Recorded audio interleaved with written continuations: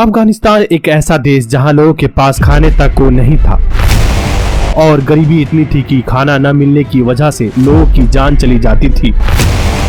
कोई natural resources नहीं थी, लेकिन अब वहाँ तालिबान सरकार बड़े बड़े प्रोजेक्ट बना रहा है जिनसे इनको इकोनॉमिक बूस्ट और गरीबी से छुटकारा मिलेगा। आइए पहले जरा अफगानिस्तान की जियोग्राफी को समझते हैं। अफगानिस्तान एक ओवरऑल लैंडलॉक कंट्री है, मतलब उसके किसी भी हिस्से के साथ समुंदर नहीं लगता है। अफगानिस्तान के ईस्ट में पाकिस्तान है, वेस्टर्न साइड पर ईरान है, नॉर्थर्न साइड पर तुर्कमेनिस्तान, उज्बेकिस्तान, तजिकिस्तान है, जबकि नॉर्थ ईस्ट में अफगानिस्तान एक छोटा सा बॉर्डर चीन के साथ भी शेयर करता है। तो अफगानिस्तान दूसरे कंट्रीज से घिरा हुआ है। अफगानिस्तान के 80% वाटर सप्लाई यहाँ के हिंदू कुश के बर्फ से ढके पहाड़ों से आती है। अफगानिस्तान में 4 बड़े रिवर है जिनसे अफगानिस्तान को पानी मिलता है। तालिबान कौन है और तालिबान पर बड़े बड़े सुपर पावर भी कब्जा नहीं कर पाए। अमेरिका, रूस सब यहाँ से हार चुके हैं। आखिर ऐसा कैसे, चलिए जानते हैं। लेकिन उससे पहले यह जान लेते हैं कि तालिबान पैसा कैसे कमाता है। करीब 3 साल का वक्त होने वाला है जब से अफगानिस्तान में तालिबान ने टेक ओवर किया था। लेकिन क्या आप जानते हैं तालिबान की नई सरकार पैसा कैसे कमाती है? 2019-20 में रिपोर्ट किया गया था कि तालिबान का जो ईयरली रेवेन्यू है वह $1.6 बिलियन से ज्यादा है और अब तो सरकार भी उनकी है। बेसिकली इनके 4 मेन सोर्स हैं। पहला और सबसे बड़ा सोर्स है ड्रग्स की ट्रेडिंग। एस्टिमेट किया गया है कि दुनिया भर की 80% अफीम और हीरोइन की सप्लाई एक्चुअली में अफगानिस्तान से आती है। तालिबान का क्लेम करना है कि अफीम अब नहीं उगाया जाता है अफगानिस्तान में, लेकिन यूनाइटेड नेशन की नई रिपोर्ट में बताया कि एक्चुअली में अफगानिस्तान में 37% इंक्रीज देखने को मिला है। इसकी हार्वेस्टिंग में सरकार सीधा 10% टैक्स लगाती है अफीम प्रोड्यूसर पर, जहां से सरकार के लिए पैसा आता है। एस्टिमेट किए गए हैं कि वहां से 100 मिलियन से $400 मिलियन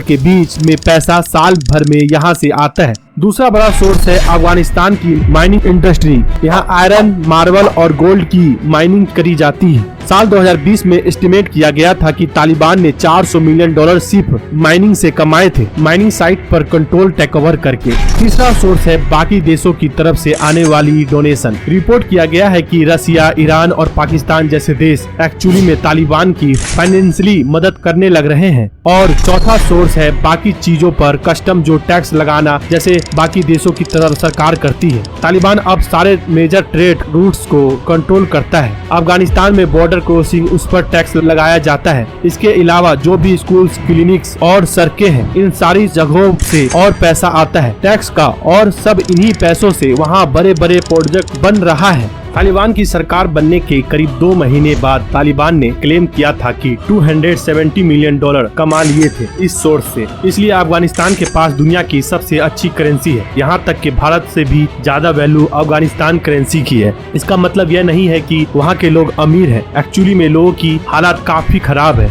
वहाँ भूखमरी बहुत ज्यादा है। भारत से भी खराब सिचुएशन है, क्योंकि इन सारे सोर्सेज से इतना ज्यादा पैसा नहीं आता है। अफगानिस्तान की पिछली सरकार के करीब $9.5 बिलियन एसेट्स यूएस गवर्नमेंट के पास थे, जो उन्होंने फ्रीज करके रख रखे हैं, जिससे तालिबान एक्सेस नहीं कर पा रहा है। इस फाइनेंशियल क्राइसिस के बीच तालिबान ने रिक्वेस्ट करी थी यूएस सरकार से कि यह जो पैसा है यह हमें यूज कर लेने दो, लेकिन यूएस ने नहीं करने दिया। इस क्राइसिस के बीच तालिबान ने अपना फूड फॉर वर्क प्रोग्राम चला रखा था, क्योंकि पैसे नहीं था लोगों को देने के लिए। जो लोग काम करेंगे सरकार के लिए, तालिबान की सरकार उन्हें वीट ग्रेस में पे करेगी। लिटरली काम करो और पेमेंट के बदले खाना ले लो। अगर आज की बात करें तो वहाँ बड़े बड़े प्रोजेक्ट बन रहे हैं। अफगानिस्तान ऐसा देश है जहाँ इतने सालों से भूखमरी, वार एंड ट्रेड एक्टिविटी होने के कारण वो डेवलपमेंट की रेस में काफी पीछे रह गया था। लेकिन अब वहाँ भी एक मेगा प्रोजेक्ट शुरू हो गया है जिसका नाम है कोस्टेपा कनाल। वैसे तो इस प्रोजेक्ट की शुरुआत मार्च 2022 में हो गई थी, लेकिन तालिबान सरकार ने इसकी ऑफिशियल इंफॉर्मेशन जनवरी 2023 में दी। इस कैनाल को 3 फेजेस में बनाया जाएगा और इस कैनाल की लंबाई 285 किलोमीटर एंड चौड़ाई 500 किलोमीटर और गहराई 8.5 मीटर होगी और इसको अप्रोक्सीमेटली $680 मिलियन की लागत से बनाया जाएगा। लेकिन हैरानी की बात यह है कि इस प्रोजेक्ट के लिए तालिबान सरकार ने किसी भी दूसरी कंट्री से मदद नहीं मांगी है। ऑल्सो इन कैनाल को अमू दरिया रिवर पर बनाया जा रहा है और एक्सपर्ट का मानना है कि इस कैनाल के बनने के बाद अमू दरिया का 1/3 पानी अफगानिस्तान के इंटीरियर्स में फ्लो होने लगेगा, जिससे कुछ की बंजर जमीन को फार्मिंग लैंड्स में बदला जा सकता है। प्लस इस कैनाल का use Taliban government neighbouring countries पर अपनी डिपेंडेंसी कम करने, फूड प्रोडक्शन में सेल्फ एफिशिएंसी हासिल करने, अपने एक्सपोर्ट को बढ़ाने जैसे कामों में करेगी। तालिबान कौन है और इसने किस तरह तालिबान आंदोलन किया था जिससे बड़े बड़े सुपर पावर भी कब्जा नहीं कर पाए तालिबान पर? आखिर ऐसा कैसे? चलिए जानते हैं। तालिबान आंदोलन से शुरू करते हैं। तालिबान आंदोलन जिसे तालिबान या तालिबान के नाम से भी जाना जाता है, एक सुन्नी इस्लामिक फंडामेंटलिस्ट मूवमेंट है जिसकी शुरुआत 1994 में साउथ अफगानिस्तान में हुई थी। तालिबान पश्तो भाषा का शब्द है जिसका मीनिंग होता है नॉलेजेबल स्टूडेंट, ऐसे स्टूडेंट जो इस्लामिक कट्टरपंथ की सोच पर यकीन करते हैं। Taliban Islamic fundamentalist political movement है। इसकी मेंबरशिप पाकिस्तान तथा अफगानिस्तान के मदरसों में पढ़ने वाले स्टूडेंट को मिलती है। 1996 से लेकर 2001 तक अफगानिस्तान में तालिबानी शासन के दौरान मुल्ला उमर देश का सुप्रीम रिलीजन लीडर था। उसने खुद को head of supreme council declare कर रखा था। तालिबान आंदोलन को सिर्फ पाकिस्तान, सऊदी अरब और संयुक्त अरब अमीरात ने ही मान्यता दे रखी थी। 1994 में Taliban x Afghan resistant fighters से बना था जिन्हें पूरे तरीके से मुजाहिदीन के रूप में जाना जाता था, जिन्होंने 1980 के दशक में अटैकर सोवियत फोर्सेस से लड़ाई लड़ी थी। उनका टारगेट देश पर इस्लामिक कानून की क्लियरिफाई लागू करना था और किसी भी फॉरेन कंट्री के पावर को खत्म करना था। 1996 में तालिबान ने काबुल पर कैप्चर कर लिया था, जिसके बाद सुन्नी इस्लामी ऑर्गेनाइजेशन ने हार्ड रूल लागू कर दिए थे। महिलाओं को सिर से लेकर पैर तक ढकना पड़ता था। उन्हें पढ़ने या काम करने की परमिशन नहीं थी और अकेले ट्रेवल करने की भी परमिशन नहीं थी। TV, music and non Islamic holidays पर भी रिस्ट्रिक्शंस लगा दी गई थी। 11 सितंबर 2001 के बाद यह बदल गया जब 19 लोगों ने अमेरिका में 4 कमर्शियल एयरक्राफ्ट को हाईजैकिंग कर लिया, जिनमें 2 को वर्ल्ड ट्रेड सेंटर टावर से टकराया, एक तो पेंटागन से टकराया और एक अदर एयरक्राफ्ट को वाशिंगटन ले जाया जा रहा था जो पेंसिल्वेनिया के एक मैदान में गिरा।